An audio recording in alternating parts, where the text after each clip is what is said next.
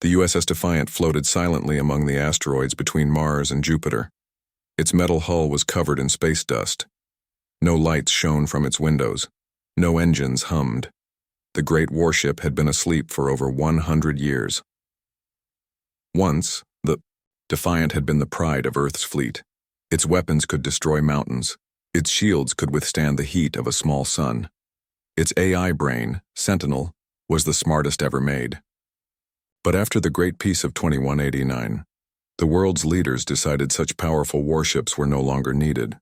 They feared what might happen if the technology fell into the wrong hands. Captain John Miller had been the last person to walk the Defiant's halls. Before sealing the ship, he made one final log entry. May the ship rest in peace, but if dark days come again, may the Defiant be there to protect our children. Now, in the year 2342, those dark days had arrived. The sky above Earth burned. The Zarkonian aliens had come without warning 6 days ago. Their ships were sleek and fast, with weapons that cut through Earth's modern defense vessels like knives through paper. Admiral Susan White stood in Earth's main control room, her face pale in the glow of emergency lights. On the big screen in front of her, another human ship exploded. "Status report," she said, her voice steady despite the chaos. "We've lost the Jefferson and the Atlas," replied Officer Lou Barnes. "The moon base is under heavy attack. Mars colony has gone silent." Susan closed her eyes for a moment. Earth's ships were beautiful and advanced, but they had been built for peace missions and science. They were no match for the Zarkonian warfleet. "How many ships do we have left?" she asked. 7, Admiral, all damaged." On the Zarkonian command ship, General Vrex watched the battle with 6 yellow eyes. His scaled skin shimmered in the light of burning human vessels. He turned to his second-in-command. "These humans are weak," Vrex said. "Their ships are pretty toys, not war machines. Where's the fight they are famous for? Where is the species that survived the hive wars?" "Perhaps the stories were exaggerated, General," the second-in-command replied. "It seems humans have grown soft in their years of peace." Vrex nodded. "A shame. I expected more challenge from them." Deep under the surface of Earth's moon, in a forgotten office, Lieutenant Frank Murphy was having the worst day of his life. When the attack began, he had been ordered to search the old files for anything that might help. For 6 days straight, he had read through countless documents. His eyes were red. His hands shook from too much coffee. "This is hopeless," he muttered. Then his screen flashed with a new file. "Operation Sleeping Giant?"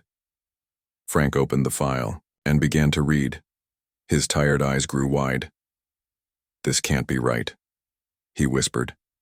He read faster, scrolling through pages of classified information. Then he grabbed his comm unit. "Admiral White, I found something." 30 minutes later, Susan White stood in a small meeting room with her most trusted officers. Frank Murphy's discovery was displayed on the wall screen. "You're telling me we have old warships just waiting out there?" asked Commander Diane Howard, the youngest officer in the room. Frank nodded excitedly. "Not just any warships. The file says these were the most powerful ships ever built. They were put to sleep after the Great Peace because they were too dangerous. And the most powerful is this Defiant?" Susan pointed at the screen. "Yes, Admiral. According to these files, it had experimental weapons that could destroy whole fleets. It's been waiting in the asteroid belt for over a century." The room was quiet as everyone thought about this news. Then Susan spoke. "Even if this ship exists, it would be ancient technology. How could it possibly help against the Zarkonians?" Chief Engineer Sam Diaz cleared his throat. "Actually, Admiral, sometimes old tech can surprise you. These new ships look pretty, but they're built to be light and fast. Old warships were built like tanks. And if this file is right about the experimental weapons," he shrugged, "it might be our only hope." Susan looked at the faces around her. They were tired and scared, but now there was also a tiny spark of hope in their eyes. "How do we wake it up?" she asked. Frank pulled up more files. "There's a reactivation procedure here. We need a small team to go to the ship and restart its systems manually. The ship's AI, Sentinel, will need special authorization codes to fully activate." Susan made her decision. Commander Howard, I want you to lead this mission. Take Engineer Pete Garcia and AI Specialist Kelly Johnson. And she looked around the room. We need a weapons officer. I'll go, said a quiet voice from the back. It was Greg Taylor, a young officer who had lost his ship in the first attack. Good, Susan said. You leave in 1 hour. The fate of Earth may depend on whether you can wake this sleeping giant. While the humans prepared their mission, the Zarkonians intercepted their communications. General Vrex listened with amusement. As his translation software decoded the human words, they plan to reactivate an old warship, he said, clicking his mandibles in the Zarkonian equivalent of laughter. A relic from 100 years ago? His officers joined in his amusement. One of them pulled up whatever information they had on Earth's historical fleet. The designs from that era are primitive, General, the officer reported. Their weapons would be useless against our shields. Vrex stood up, his tall frame casting a shadow across the command deck. Let them waste their time with this foolish plan. Send a scout to watch them. It will be amusing to see their faces when their ancient ship falls apart, or better yet, when our weapons turn it to dust. The small team of humans prepared their shuttle in Luna Base's last working hangar. The base shook from time to time as Zarkonian weapons hit the protective shields above. Commander Diane Howard checked her gear one last time. She was 35, years old with short brown hair and steady hands. She had never imagined she would be humanity's last hope. Pete Garcia loaded equipment into the shuttle. He was a brilliant engineer with 20 years of experience. Kelly Johnson, the AI specialist, studied the reactivation codes on her tablet. Her job would be the trickiest, convincing a century-old AI to trust them. Greg Taylor sat quietly, checking his weapon. At 28, he was the youngest of the group. He had seen his friends die when his ship was destroyed. His eyes were hard with the need for revenge. Ready? Diane asked her team. They nodded. Then let's go wake up an old warship. Their shuttle left the moon base, flying fast to avoid Zarkonian patrols. As Earth grew smaller behind them, the asteroid belt came into view ahead. Somewhere in that field of floating rocks was their destination, and perhaps humanity's last hope. Behind them, unnoticed, a small Zarkonian scout ship followed at a safe distance. The shuttle moved slowly through the asteroid belt. Commander Diane Howard looked out the window. Rocks of all sizes floated past them like silent giants. How will we find the Defiant in all this? Greg asked, peering into the darkness. Kelly checked her tablet. According to these coordinates, it should be near a large asteroid shaped like a potato. A potato? Pete laughed for the first time in days. That's some high-tech navigation. The old files weren't very specific, Kelly said with a small smile. They flew for another hour, carefully avoiding the spinning rocks. Then Pete pointed. Ahead. There. That big asteroid looks like a potato. They all looked where he was pointing. Next to a large, lumpy asteroid was a dark shape. At first it seemed like just another rock. But as they got closer, they could see straight lines and metal surfaces. That's it, Diane said softly. The USS Defiant. As their shuttle approached, the true size of the warship became clear. It was enormous, at least 5 times bigger than any ship in Earth's current fleet. Its hull was dark gray with the faded letters, USS Defiant, visible on the side. The ship was shaped like a massive arrow, with weapon ports along its sides and a command tower rising from the back. It's huge, Greg whispered. Pete was already checking his equipment. Let's hope it works. The shuttle circled the giant ship, looking for a way in. They found a docking bay on the underside and carefully maneuvered inside. The bay doors were stuck open, frozen in time from when the ship was decommissioned. After landing, the team put on their spacesuits. There would be no air inside the sleeping warship. They stepped out of the shuttle into the vast docking bay, their helmet lights cutting through the darkness. The control room should be this way, Diane said, checking the old ship plans on her wrist display. They moved through the silent ship, their footsteps making no sound in the vacuum. Their lights revealed a massive interior, Wide corridors, large rooms filled with equipment and weapon systems bigger than anything they had ever seen. Pete ran his gloved hand over a huge cannon. This thing could probably take out a small moon. Let's focus on the mission, Diane reminded him. We need to get to the central AI core and wake up Sentinel. They continued through the ship, sometimes having to force open doors that had been sealed for a century. After 30 minutes of walking, they reached a large door marked Central Command. This is it, Kelly said. The AI core should be inside. Greg and Pete pushed against the door. It didn't budge at first, then slowly slid open with a silent groan of metal.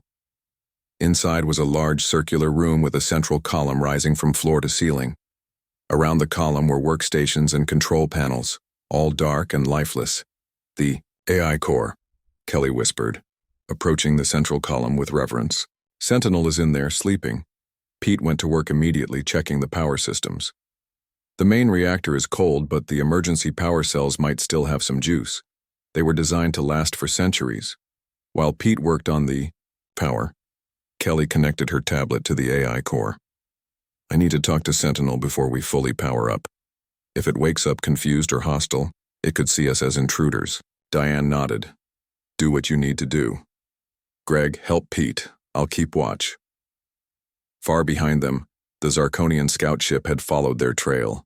It now hovered near the potato-shaped asteroid, observing the human shuttle docked with the enormous, old warship. The scout commander, a junior officer named Kraz, studied the ancient vessel with his scanning equipment. This is the weapon they hope will save them? It's ancient technology. His second-in-command zoomed in on the ship. It appears to be a military vessel, but the design is crude compared to our ships. Kraz sent the images back to General Vrex's command ship. Should we destroy them now? The general's voice came back over the communication system. No. Let them waste their time with this relic. We want to see what happens when they try to use it against our fleet. It will make their defeat even more crushing when their last hope fails. Yes, General, Kraz replied. We will continue to observe. Inside the Defiant, Pete had managed to connect to the emergency power cells. I've got something. These old batteries are still at 60%. Amazing engineering. Dim red lights flickered on throughout the command center. Dust floated in the air as the ship's environmental system started to create an atmosphere. The life support is coming online, Greg said, checking a monitor. We should have air in about 30 minutes. Kelly was focused on her tablet, which was now connected to the AI core. I'm trying to establish a base connection with Sentinel, but it has very strong security protocols. Suddenly, all the lights in the room turned bright. A mechanical voice boomed through the command center. Unauthorized access detected. Security protocols engaged. Identify yourselves or face termination. The team froze as weapon turrets emerged from the ceiling and walls, all pointing at them. Kelly? Diane asked calmly, not moving. Working on it, Kelly said, her fingers flying over her tablet. Sentinel, this is Kelly Johnson, AI Specialist of the United Earth Fleet. We are here on an authorized mission. Authorization code, Admiral Ryan Ellis, Omega 739. There was a pause. The weapons remained pointed at them. Then the mechanical voice spoke again. Authorization code recognized but outdated. Current Fleet Admiral identification required. Diane. Step forward. Sentinel, I am Commander Diane Howard. The current Fleet Admiral is Susan White. We are here because Earth is under attack. We need your help. Another pause. Then the voice asked, Verification. What were Captain John Miller's last words before decommissioning? The team looked at each other in panic. This wasn't in their briefing. Check the files, Diane told Frank over their comlink. Back on the moon base, Frank Murphy frantically searched through the old documents. Found it, his voice came back. Captain Miller's exact words were, may this ship rest in peace. But if dark days come again, may the Defiant be there to protect our children. Diane repeated the words exactly. The weapons slowly retracted back into the walls and ceiling. Authorization. Accepted, Sentinel said. Initiating startup sequence. Warning. Full power will take 12 hours to achieve. We don't have 12 hours, Greg said, his voice tight with urgency. Sentinel, Kelly spoke directly to the AI. Earth is under attack by an alien force called the Zarkonians. They have destroyed most of our fleet. We need the Defiant operational as soon as possible. The lights in the room changed from red to blue. Updating threat assessment, Sentinel said. Recalibrating startup sequence. Estimated time to basic operation, 4 hours. Estimated time to full combat readiness, 8 hours. That's better, but still too long, Diane said. Is there any way to speed it up? Before Sentinel could answer, Greg's voice cut in. Commander, we've got company. A Zarkonian scout ship just came out from behind the asteroid. On a screen that had just flickered to life, they could see the alien vessel moving toward them. Have they seen us? Diane asked. Yes, Greg replied grimly. And they're charging weapons. The Zarkonian scout ship moved closer to the Defiant. Its weapons glowed with green energy, ready to fire. Can we defend ourselves? Diane asked quickly.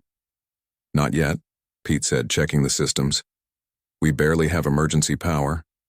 Kelly looked up from her tablet. Sentinel, do you have any defensive capabilities with current power levels?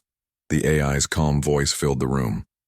Minimal point defense systems can be activated with current power. Shields at 12% capacity. Better than nothing, Greg said. Activate. Whatever we've got, Sentinel's voice came again. Defensive systems engaging. On the outside of the Defiant, small gun ports opened. They were tiny compared to the ship's main weapons, but they swiveled to track the approaching Zarkonian vessel. Inside the scout ship, Commander Kraz laughed at the sight. Look at that. The ancient ship is trying to defend itself with those tiny guns. He turned to his weapons officer. Target their command section. 1 shot should be enough. The Zarkonian ship fired. A green energy beam shot toward the Defiant. Everyone inside the human ship braced for impact. But something unexpected happened.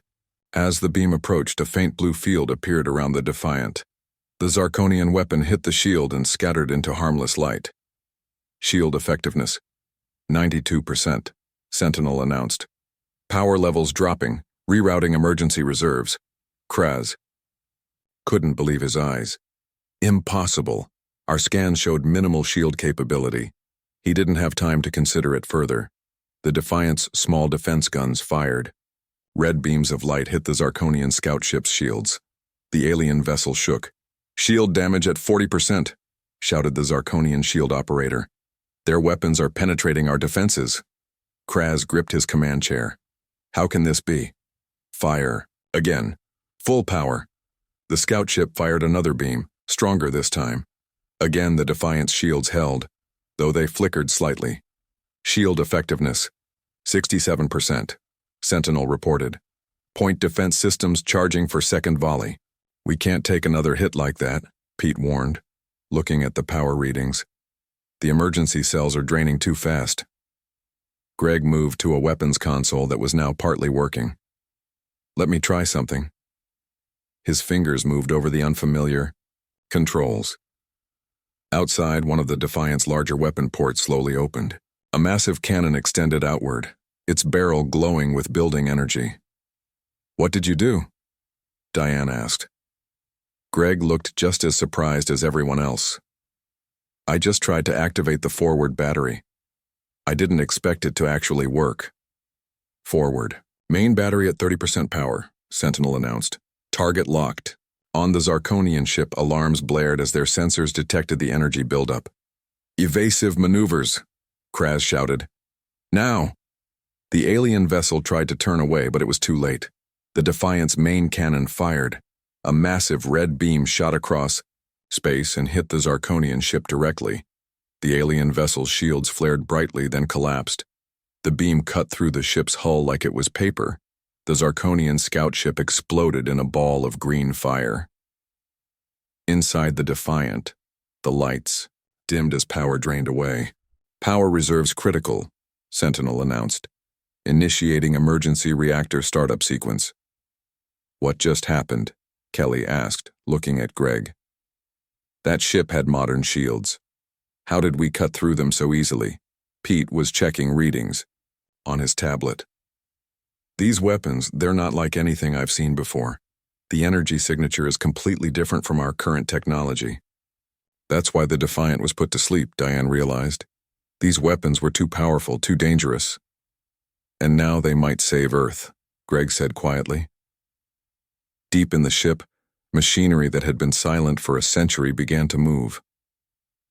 The main reactor, a massive sphere of contained energy, started to glow as startup sequences ran.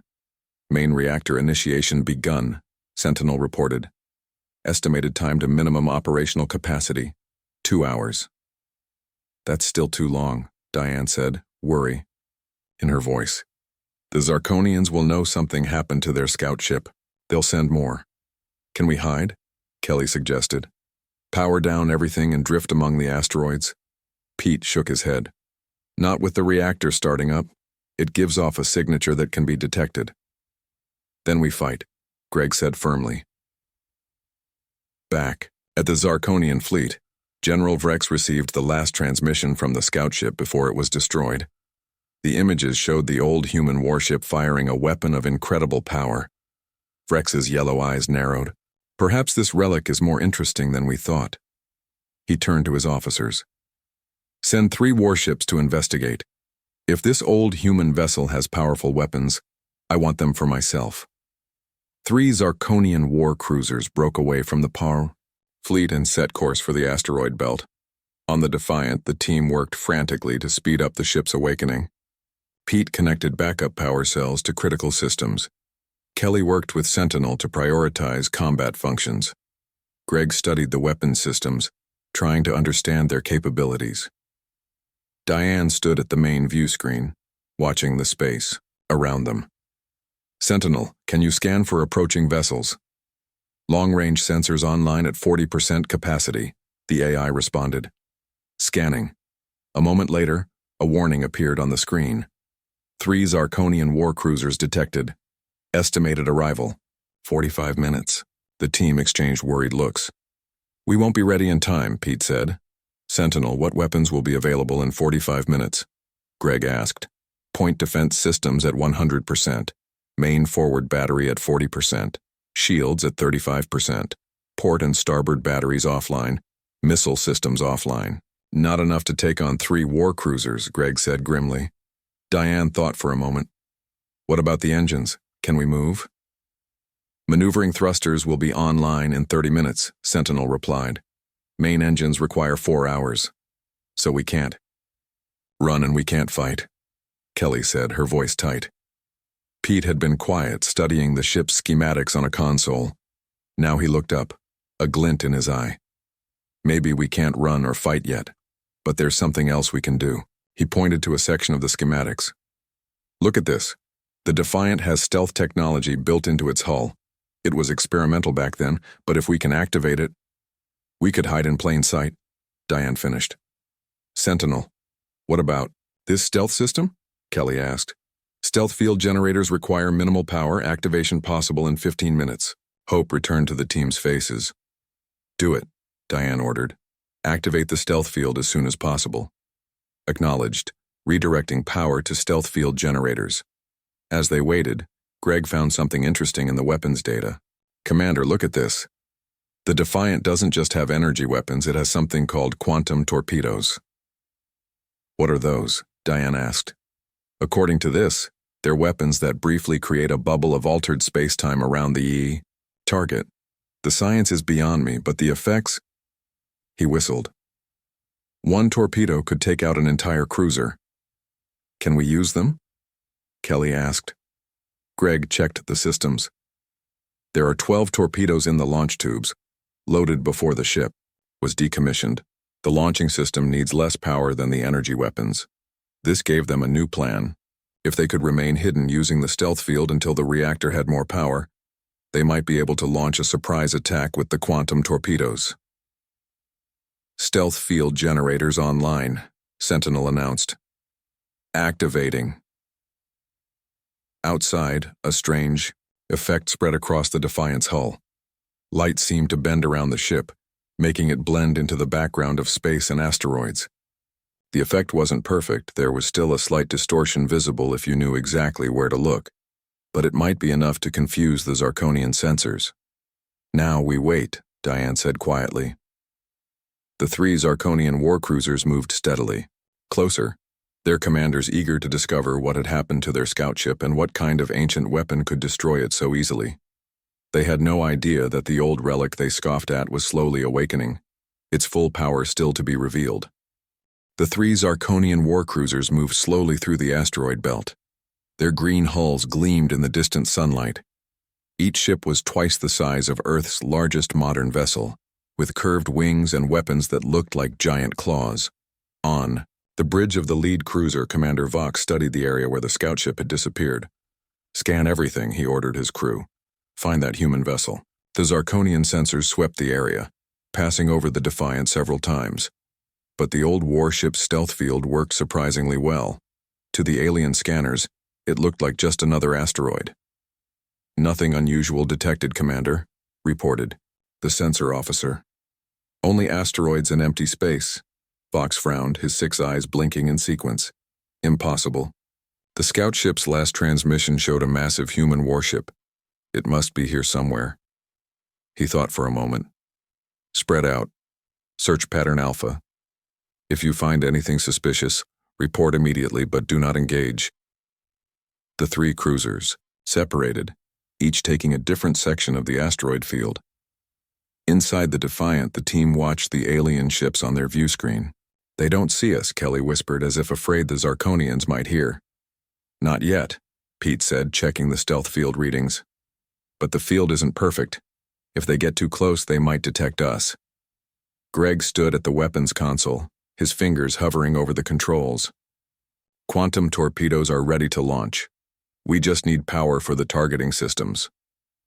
Diane turned to Sentinel's main interface. "Status report?" "Main reactor at 38% capacity," the AI responded. "Shields at 42%. Weapons systems charging. Estimated time to minimum combat readiness, 25 minutes. "That cruiser will pass very close to us in about 10 minutes, Kelly pointed out, watching the alien ship's path on the screen. They all knew what that meant. They needed to stay hidden for as long as possible, but soon they might have no choice but to fight, ready or not. As they waited, Pete explored more of the ship's systems. "Commander, I'm finding some interesting data about the Defiant's hull." He pulled up a schematic on his screen. "It's made of some kind of self-repairing metal alloy. According to this, it can withstand direct hits from weapons that would destroy other ships. That explains how it survived a century in space without falling apart," Diane said. "There's more," Kelly added, having accessed another database. "Sentinel isn't just a normal AI. It has predictive capabilities far beyond anything we have now. It can analyze enemy tactics and predict their moves before they make them." Greg shook his head in wonder. "Why did we stop building ships like this? We could have had a fleet of Defiants by now." "Because they were too powerful," Diane said quietly. "After the Great Peace, the world's leaders were afraid of what might happen if this technology fell into the wrong hands, so they buried it. And now we need it more than ever," Greg said.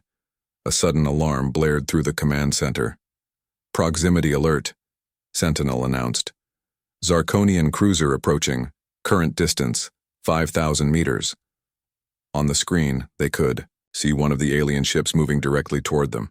It was close enough now that they could make out details of its hull plating and weapon ports. "Have they detected us?" Diane asked tensely. "Unknown," Sentinel replied. "Stealth field holding, but sensor readings indicate the Zarkonian vessel is conducting an intensive scan of this area." They watched in silence as the cruiser drew closer. 4,000 meters, 3,000 meters, 2,000 meters. "It's going to hit us," Kelly said.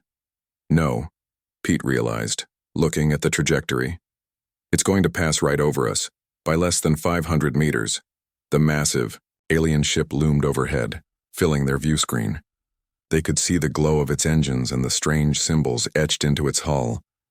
For a moment it seemed like they might remain undetected.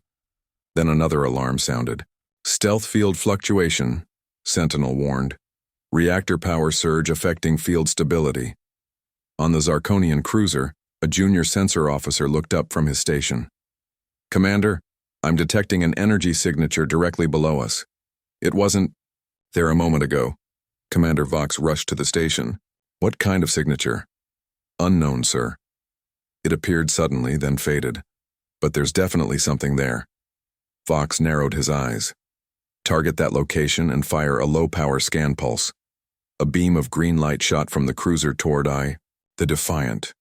When it hit the stealth field, it created a visible ripple effect, briefly revealing the outline of the human ship. "There it is," Vox shouted. "The human vessel. All weapons, target that location." On the Defiant, the team knew their cover was blown. "They've found us," Greg said grimly. "Sentinel, status report," Diane demanded. "Main reactor at 51% capacity. Shields at 57%. Forward main battery at 62%. Quantum torpedo targeting systems online. It will have to be enough," Diane decided. "Drop the stealth field and divert all power to weapons and shields. Greg, prepare to fire the quantum torpedoes." "Acknowledged," Sentinel responded. "Stealth field disengaging. Combat systems prioritized." The stealth field disappeared, fully revealing the Defiant. The old warship seemed to awaken fully now, lights running along its hull as weapon ports opened. The Zarkonian cruiser above them immediately opened fire. Green energy beams struck the Defiant's shields, which flared bright blue under the impact.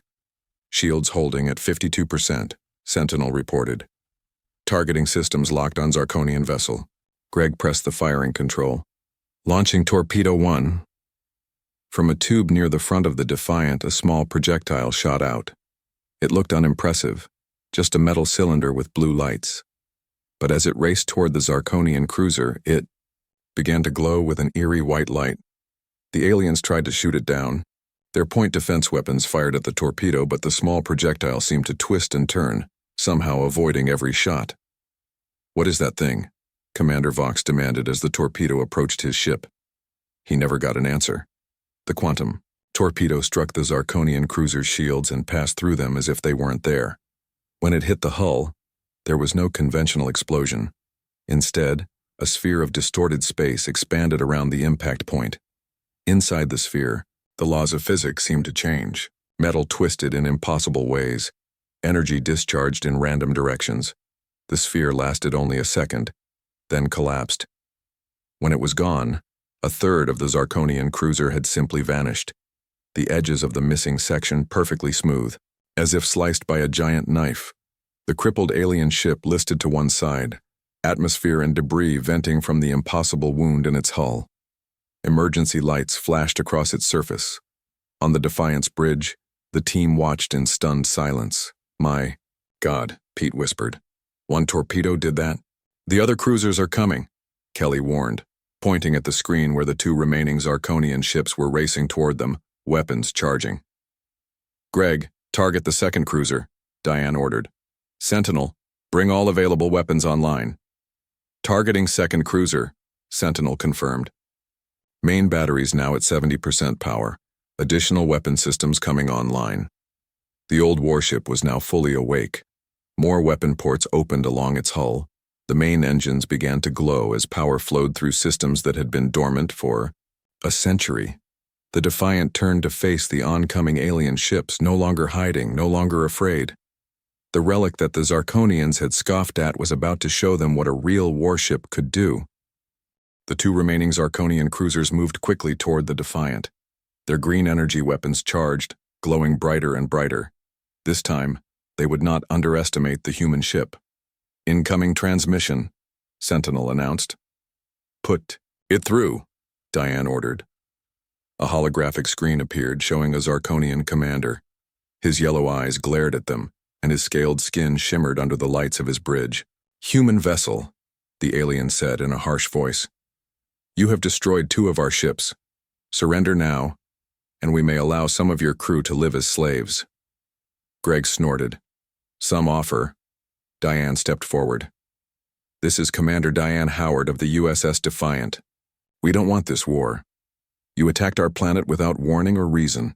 Leave our system now and we can avoid further bloodshed." The Zarkonian commander laughed, a strange clicking sound. "Your planet will be ours by sunset. Your ship is Impressive for an old relic, but it is still just one vessel. We have hundreds. The transmission ended abruptly. Well, that was rude, Kelly said. Sentinel, what's our status? Diane asked. Main reactor at 78% capacity. All weapon systems online. Shields at 85%. Engines at 60%. Can we move now? Pete asked. Yes. Maneuvering thrusters fully operational. Main engines sufficient for combat speed. Diane looked at her team. Prepare for battle. Pete, coordinate with Sentinel on power distribution.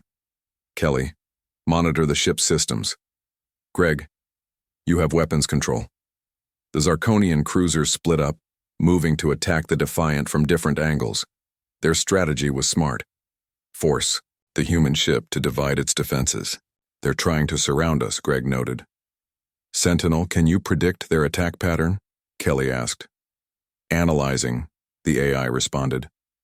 After a brief moment, tactical displays appeared on all screens. Based on observed Zarkonian tactics, 94%. Probability they will execute a pincer movement, firing main weapons simultaneously from opposite vectors. Can we counter that? Diane asked. Affirmative. Recommended course of action. Vertical thrust combined with rotational maneuver at moment of weapon discharge. Greg smiled. They expect us to run or stay and fight. They don't expect us to dance. Execute. Sentinel's recommendation on my mark, Diane ordered. Greg, target both ships, fire when ready. The Zarkonian cruisers moved into position, one above and one below the Defiant. Their weapons glowed, ready to fire. Now, Diane commanded. The Defiant suddenly shot upward while spinning on its axis. The alien ships fired, but their beams passed through empty space where the human vessel had been a second before. As the Defiant spun, its weapons locked onto both targets. The main forward battery fired at one cruiser while a quantum torpedo launched at the other. The red energy beam struck the first Zarkonian ship, dead center. Its shields flared and collapsed, and the beam cut straight through its command section. The cruiser's engines died, and it began to drift helplessly. The quantum torpedo found its mark on the second cruiser. Again, the bizarre distortion sphere appeared, and when it vanished, the alien ship's entire weapons array was gone. Direct hits on both targets, Greg reported, his voice filled with surprised excitement. That's impossible, Pete said, looking at the tactical display. No one could time attacks that perfectly while spinning. I did not, Sentinel explained. The Defiant's targeting systems use predictive algorithms to adjust in real time. The weapons themselves make final trajectory corrections. That's years beyond our current technology, Kelly whispered. The damaged Zarkonian ships tried to regroup, but it was clear they were no match for the Defiant. One attempted to flee, its engines straining. Should we pursue? Greg asked, his finger hovering over the weapons control. Diane considered for a moment. No. Let it go. It can take a message back to its fleet. Commander? Kelly said suddenly. I'm detecting multiple ships entering the system. They're ours. Earth ships. On the main view screen, they could see 7 Earth vessels approaching, led by Admiral White's flagship. Though damaged from previous battles, they moved in formation, ready to fight.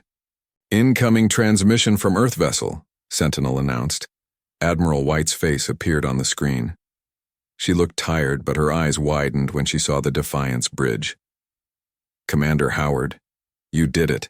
You actually woke that old ship up. She shook her head in wonder. We detected the energy signatures from your battle. Is that really the Defiant? Yes, Admiral, Diane replied proudly. And she's more powerful than we ever imagined. The Zarkonian fleet is preparing for their final assault on Earth, Admiral White said. We've gathered every ship we have left, but she didn't need to finish. It wouldn't be enough. We'll be there, Diane promised. Sentinel, how long until we can reach Earth? At current power levels, 40 minutes at maximum speed. The Zarkonians. We'll reach Earth in 35 minutes, Admiral White said grimly. Pete looked up from his console. There might be a way to get there faster. The Defiant has some kind of advanced drive system. The technical specs call it a fold drive. It can compress space in front of the ship and expand it behind. Can we use it? Diane asked. Fold drive. Requires 95% reactor power, Sentinel explained. Current level 83%. Estimated time to required power 15 minutes. That would get us to Earth just in time, Kelly calculated. Then that's our plan, Diane decided. Admiral, we'll meet you at Earth. Be ready for our arrival. Good luck, Commander, Admiral White said. Earth is counting on you. As the transmission ended, Greg pointed to the long-range sensors. More Zarkonian ships are coming this way. They must have called for reinforcements. How many? Diane asked. At least 10 cruisers. We need to be gone before they get here, Pete said, working frantically to increase power to the reactor. For the next 15 minutes, the team pushed the Defiant systems to their limits. Pete rerouted power from non-essential systems. Kelly worked with Sentinel to optimize the fold drive calculations. Greg prepared all weapons for the coming battle. Reactor at 95% power, Sentinel finally announced. Fold drive ready. Engage fold drive, Diane ordered. Set course for Earth. Space seemed to bend around the Defiant. Stars stretched into lines of light. The ship shuddered, then shot forward, at impossible speed. When they emerged from the fold jump, Earth lay before them. The blue planet looked peaceful from a distance, but in orbit, chaos reigned. The massive Zarkonian fleet had arrived. Dozens of ships, including a dreadnought twice the size of any cruiser. Earth's remaining defenses fought bravely, but they were being overwhelmed. Admiral White's small fleet engaged the aliens, trying to protect their homeworld. Sentinel, battlefield analysis, Diane requested. Earth forces outnumbered 5-1. Zarkonian dreadnought shields at maximum. Estimated survival time for Earth fleet, 12 minutes. Diane looked at her team. They were tired but determined. Let's show these aliens what a real warship can do, she said. Full power to all systems. Greg, target the dreadnought. Pete, give us everything the reactor has. Kelly, tell Sentinel to predict all enemy movements. The Defiant moved toward the heart of the battle, its weapons charging to full power. The ship that had slept for a century was fully awake now, ready to fight for the planet it had been built to protect. As the ancient warship approached, the Zarkonian commander noticed it on his sensors. What is that old relic doing here? He sneered. He was about to find out.